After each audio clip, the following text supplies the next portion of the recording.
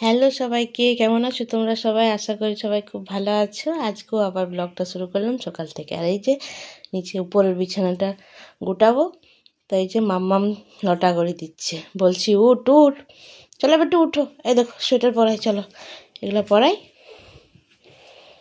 আচ্ছা good morning বলো, good morning বলো। মুড নাই।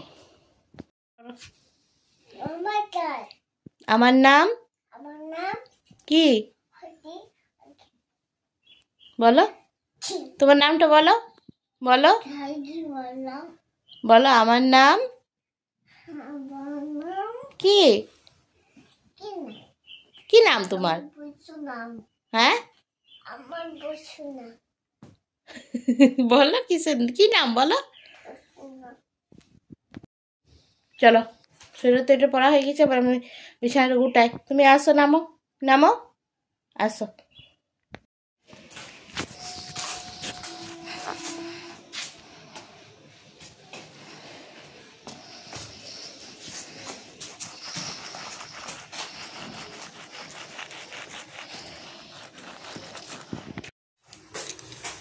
এটা তুলসী পাতা হচ্ছে, তুলসী পাতা মধু প্রত্যেক দিন এখন মেয়েকে সকাল সকাল খাওয়াই। ভালো করে 2-3 বার ধুয়ে নেবো, তারপরে খাওয়াবো। এখানে ছানা বানানো হয়ে গেছে,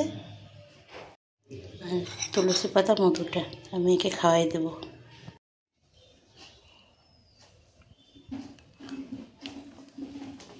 আর এই যে ঘরের অবস্থা, এরপর এগুলো সব গুটাগুটি করি, সব গুছা বাগা করে নিয়ে কাজে লেগে পড়ি। এই যে চা বিস্কুট নিয়ে নিয়েছি, বসে একটু রোদে খাই। আর সকাল সকাল এত সুন্দর রোদ আসে আমাদের উঠানে। এখানে গপ্পুর সকালে সেবা দেওয়া হয়ে গেছে। এই দেখো, এই মাংকি ক্যাপটা মা বানাই দিয়েছে গপুকে, এই উলের চাদরটা আর এই মাংকি ক্যাপটা। আজকেও আবার গোছাগুছি হয়ে গেছে, আমি আমার কাজ করে দিয়েছি। এই ঘরটাও গোটাই দিয়েছি, ওই ঘরটাও গোটাই দিয়েছি, সব কিছু গোছাগুছি করে দিয়েছি। এরপর ঋতু আসবে, ঝাড় দেবে, ঘরটা মুছবে। আর প্রত্যেক দিনের মতো রান্নাঘরটা আমার এই সময় এমনি হয়ে যায়। এখন আবার সব নিজে নিজে জায়গায় রাখবো, জায়গাটা পরিষ্কার করব। সকালবেলা এখন অনেক ছোট হয়ে গেছে তো, উঠতে উঠতে 6:30 7টা বেজে যায়।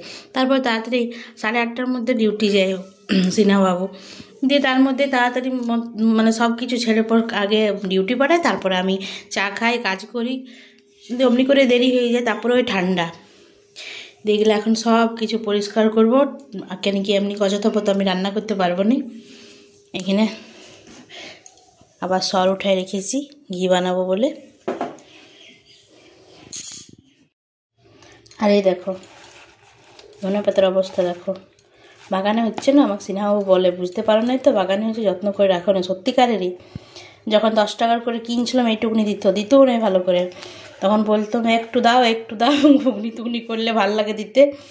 মানে যখন উঠেছিল তখন এত যত্ন, মানে এইটুকুনি বাদ দিতাম, বাকিটা কেটে ধুয়ে দিয়ে দিতাম। আর এখন দেখো প্রত্যেকবার মনে হয়, মানে ঠান্ডার দিনটা অনেক ছোট তো, ছোট বাচ্চা আছে ঘরে, তারপরে কাজ করতে করতে দুজনে মিলে আমরা কাজ করি, তাও কাজ করতে করতে মানে এত দেরি হয়ে যায়, রান্নাবান্না করতে আমার দেরি হয়ে যায়, সেটা হয় নাই। যখন আমি ঠান্ডার দিন যখন আসে, তখনই যখন দাম মানে সবজি শাকের এত দাম থাকে, তখন আমার মনে হয় বাগানে যখন হবে তখন আমি ধনেপাতার চাটনি করব, এই করব ওই করবো, এই পরোটা ওই পরোটা এইসব করব। খুব আমি বকবক করি, মানে বলি। তারপর যখন হয় তখন আর হয়ে ওঠে না। প্রত্যেকবারই আজ যতদিন থেকে মানে কি আমি বিয়ের হওয়ার পর থেকেই দেখছি এমনি দাদা সবজি লাগায় বাগানে, কিন্তু মানে তখন তো অত বুঝতাম নাই, তখন অত ফোনও দেখতাম, মানে তখন অত ফোন ছিল না, আমার স্মার্টফোনও ছিল না, ইউটিউবও তখন জানতামই না। তারপর যখন থেকে ফোনে দেখে নিয়ে এই রান্না ওই রান্না সব কিছু শিখলাম, মানে তখন থেকে প্রথম ভালো লাগতো। যখন প্রথম আমি ইউটিউবে মানে ইউটিউব দেখে নিয়ে, তখন আমি অনেক রান্না করতাম, ছবি তুলতাম, এই করতাম, মাকে বলতাম দি। তারপরে যখন হয়ে গেল সব কিছু, শখ পূর্ণ হয়ে গেল, দিয়ে আর এখন আর ভালো লাগে না আমার, এখন একদমই আর ভালো লাগে নাই। কিন্তু ওই খুব রেয়ার করি যে ধনেপাতা, আমাকে সিনহাবাবু বলে যে কমসে কম এটা বেটে দিতে হয়, ধনেপাতা বেটে দিতে হয়, যে ভাতের সঙ্গে খেয়ে নিব, খাওয়াও ভালো, খেতেও ভালো লাগে। কিন্তু মানে কি বলি, আর আমাকে বাটতেও হবে না, আমি শুধু একটু পরিষ্কার করেছি, ঋতুকে বলে ঋতু একটা বেটে দে, তো বাটে দেই, খাওয়া হয়ে যায়।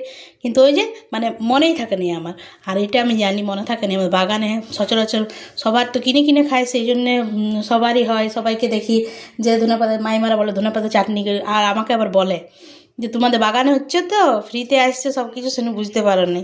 সত্যিই তাই, মানে বাগানের জিনিস বলেই এমনি নষ্ট হয়। নষ্ট না, আজকে করে দেবো, এগুলো সব বাদ দেবো, দিয়ে আজকে ভাবছি ধনেপাতা চাটনি করে দেবো। আর এখানে পালক শাক আছে কিছু, মানে কালকে পালক শাকের তরকারি করেছিলাম তো, বাছা ধোয়া সব কিছু আছে, আর একবার কেটে নিয়ে ধোবো। রোজ রোজ কি আর শাকটা খেতে ভালো লাগে বলো? আর এখন শুধু শাকেই হচ্ছে বাগানে। যখন বেগুন, ফুলকপি, বাঁধাকপি সব কিছু হবে তখন, নাহলে সব কিছু, এই যে আমার বেগুনটা কিনতে হবে, মূলা হয়েছে, আর এখন পালক শাকটা হয়েছে। তো দেখি কি কি করি না করি। আর তারপরে আজকে আবার একটু বাইরে যাব, বাইরে যাব, দিয়ে যখন রান্না বান্না করে নিয়ে বাইরে যাওয়া মানে তো বিরাট ব্যাপার। তো যাব তো, আর আমি জানি না কি শেয়ার করতে পারবো না পারবো। তো তাড়াতাড়ির মধ্যে যেটুকু হচ্ছে, ঘর গুছাগুছি হয়ে গেছে, আবার ঋতু ওই দিকটা করবো, আমি এদিকে কাপড় টাপড় ভিজাই, কিছুগুলো বাসন আছে ধুয়ে ধুয়ে নেবো, দিয়ে তারপর তাড়াতাড়ি রান্না বান্নাটা করে সিনহাবাবু আসবে, বলেছে 11টার মধ্যে আসবো, রেডি থাকবে, ততক্ষণে সব কিছু করে নিয়ে যাব। আর তোমাদেরকে তো বলাই হয়নি, এই যত সোয়েটার আছে, সোয়েটার, টুপি, তারপরে গায়ে ওড়ার উলের চাদর, এগুলো সব গপুর জন্য মা বানাই দিয়েছে। মা আমার অনেক হাতের কাজ জানে, যে মা বানাইছে, সেগুলো কাচে নিয়ে রোদে মেলেছি। এখানে করে দিয়েছি ধনেপাতা বাটা, বেগুন, পালক শাক, মূলা দিয়ে একটা তরকারি, বড়ি ফোড়ন দিয়ে, এটা সকালে জলখাবার করেছিলাম, পেঁপে ডাল সেটা আছে, আর ডিমের ঝোল করেছি।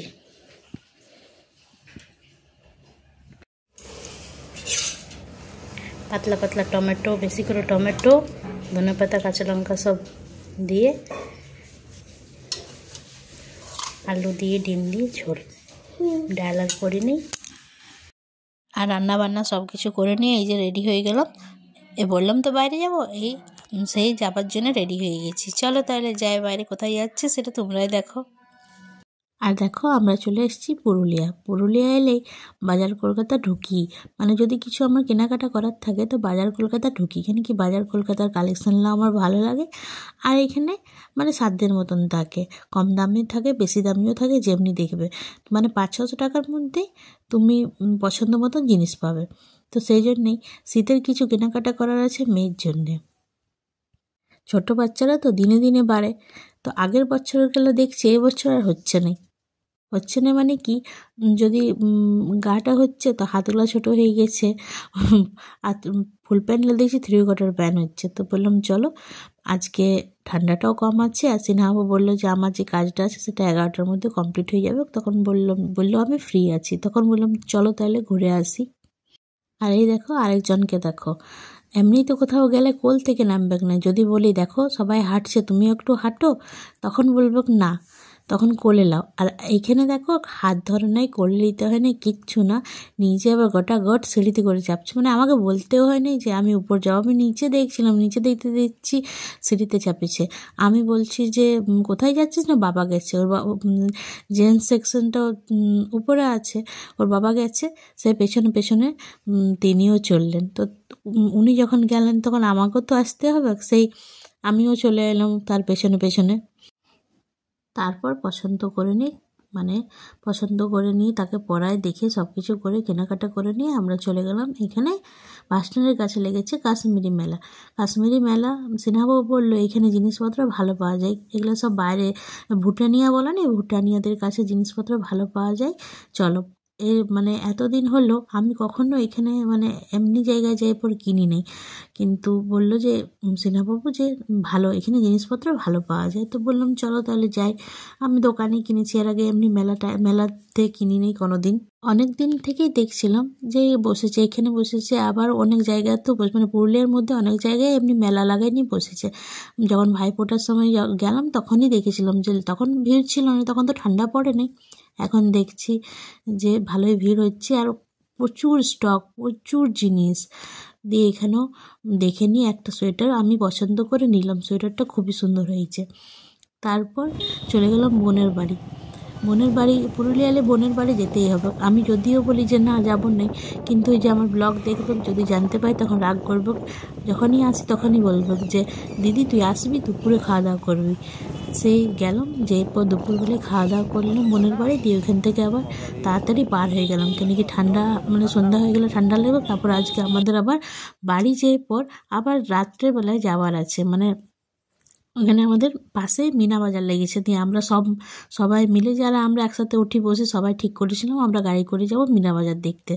তো সেই জন্য যেই পর যাব, তো সেই জন্যে যেই পর আমরা আবার চলে গেলাম মিনা বাজার। মিনা বাজার মানে এই মেলাতে আর কি থাকে, সব জায়গায় সব মেলাতে একই রকমের জিনিস থাকে, কিন্তু তাও ওই যে পাশে যখন লেগেছে তখন বললাম যে চলুন তাহলে সবাই মিলে একবার গাড়ি করে নিয়ে সবাই মিলে এলাম দেখতে।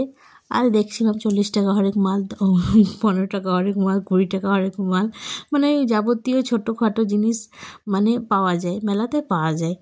তো আমরা ওই এদিকে ওদিকে দেখে নিই, নিজের মানে দেখতে গেলে মনে হয় এটা না এটা নিই, এটা নেই এটা নিই, এই মালা কাটি এসব চুড়ি টুড়ি ক্লিপ ওইসব আমি কিচ্ছু নিই।